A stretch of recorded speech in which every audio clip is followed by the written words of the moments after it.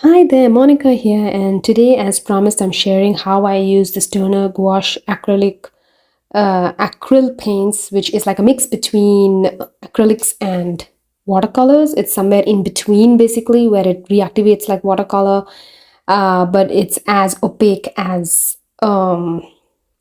acrylics, so you can kind of water it down without it losing its strength. Like acrylics, if you water down too much, you can lose the strength and it can peel off. So you shouldn't water acrylics down too much. So this is somewhere in between, and I wanted to experiment with it. So I'm using these watercolor papers. If you want to see all the swatches that I made, you can refer to another video and go and watch it, and where I actually swatch out and talk about what I feel about the colors. Right now, what I'm doing is I just took a watercolor paper card, and I'm just using a Sakura micron pen and just drawing out some very simple floral patterns. Now, I just wanted to see how it reacts with the Sakura pen and whether it bleeds or causes any problems. Usually when I'm using Sakuras with acrylics, they don't bleed unless I use particular kind of mediums that sometimes for some reason bleeds with the Sakura, but mostly they don't. So I want to see if the gouache along with water would lead to any bleeding. So I'm going to try a basic watercolor kind of method, but using gouache, and just three small flowers and a few leaves. I'm speeding up the video tutorial so it's not too slow. So what I'm doing is I just watered down and put plain water in each of the petals, and now adding a little bit of the pigment. So I'm using the violet color. I really like that color from the set. It looked really pretty, so I think it would make a very pretty flower. This is a very simple 5-petal flower, so I'm just kind of adding the colors on and seeing how it looks. It pretty much behaves a lot like watercolors, not very different, but it doesn't reactivate as easily as watercolors do. So if I feel like when a patch is drying up, if you go back with water, it takes some doing to kind of some amount of scrubbing to be able to actually get the paint completely off. But it is reactivating like watercolor, unlike acrylics. So, and for those of you who don't know, I'm repeating, but acrylics don't reactivate in the sense that they don't usually, once they're dry, they don't usually come out. But even acrylics, if you immediately wash it off or you immediately put your brush to it, you can pull off some amount of paint before it dries up completely. But if you come back, say, after a day and then try to pull the paint out, you won't be able to do it. But in gouache, you can. It's very, it's not like watercolors where it comes out quite a bit. It comes off less. It's a little more hard to remove, but you can still reactivate it. So you could use that in your painting. If you want the underlying layers to reactivate, this medium may be pretty interesting to use. My second flower, I'm using yellows and reds, and trying to make a yellow and red flower. So I base coated with a very light yellow, the lemon yellow, and then a little darker yellow. And then I went on with some pinks.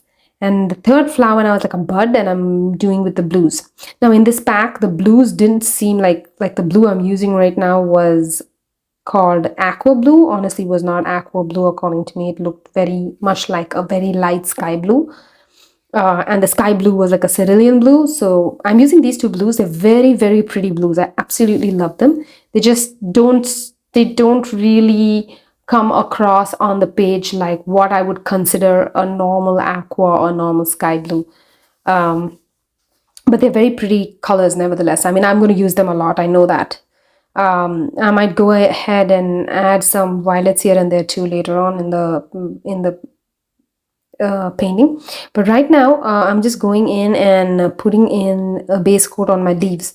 Now leaves are, I don't know, the watercolor technique of leaves have always eluded me. I've just not been the greatest at it, but you know, we need to always go back and revisit and try different techniques to try to improve our skill sets, and that's what I'm trying to do. I'm base coating with a little bit of yellows and then working with my greens to kind of add colors to the leaf. And I'm trying to remember all my age-old acrylic techniques that I haven't used for years now, but just having fun with it and trying to incorporate small amounts of color here and there while it's still wet, and just magically seeing it bleed into the previous layer is pretty mesmerizing actually. That's probably the best part about watercolors, is just seeing those colors merge together in a way that you really can't control. It just kind of merges. It has its own mind. And in a way, for a control freak like me, I think this is a great way for me to kind of practice my patience and try to be a little more abstract with my rendition of art, rather than being trying to put paint exactly in spots that I want them. So I think one of the reasons why I wanted to go back and try watercolor techniques in gouache seemed like a good midway in between acrylics and watercolors. And one of the reasons I wanted to do that is that I tend to shy away from not having control over what I'm doing, and which is why I find abstraction a little more tricky than standard painting shapes, which are more formed. And I think I'm ready to experiment and improve my skill sets with a little more abstraction in my painting. I think I would like that in my paintings. So I thought I'd try that. The leaves seem to be coming out pretty good, much better than I expected when I began. I was very worried about leaves. I'm trying to keep it as simple as possible because I don't think I can afford to make this very complex till I get the hang of the medium. But uh, I'm just playing around with the colors. Like you can see me picking up some browns once in a while and dabbing it here and there just to give it some interest. So overall, I think this technique is a pretty standard watercolor technique. I'm not doing anything that's very out of the ordinary as such. It's more to just try to get familiar with the gouache medium. And I'm pretty sure a lot of you may not have tried this medium. It's not something that I think many people don't even know about this medium. So I thought that I would just keep putting up whatever I'm doing, practicing with. So you could follow my journey, and you could try things out too, and maybe exchange notes and let me know if you found some interesting techniques you'd like to share with me. I would love to hear about it. And I'm plan to try some standard watercolor techniques, like adding salt and things, in probably my next card. Not today because I'm running out of time, so I'm going to finish this and then probably do it another day. But as you saw, I used the hair dryer in between and dried it up so that I could go in and put details. And that's what I'm doing now. I took a thinner brush, it's like a liner brush, and I watered down my darkest greens and a little bit of viridian, and I'm going in and putting in some veins and putting in some details on the leaves just for some interest. And I will also go around putting it on one side of the center of the flowers to give a little bit more depth to the flowers. And I think I did not expect to enjoy it as much as I did. Honestly, I've always been running away from running away from watercolors. So I must say that I kind of really enjoyed doing this today. It was fun.